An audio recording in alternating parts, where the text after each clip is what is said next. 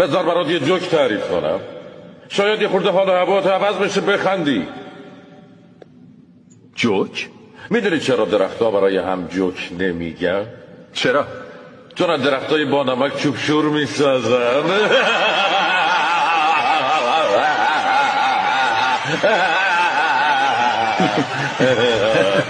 با نمک بود. نه یکی دیگه. میدونی چرا درختها برای هم جوک نمیگن؟ چون از درختای با نمک چوب شور میسازن.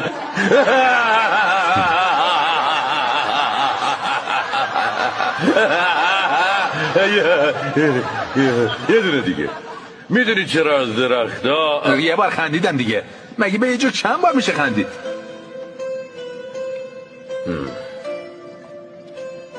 اگه نمیتونی 2 بار با یه جوک بخندی، چرا برای یه مصیبت هی تأسف میخوری؟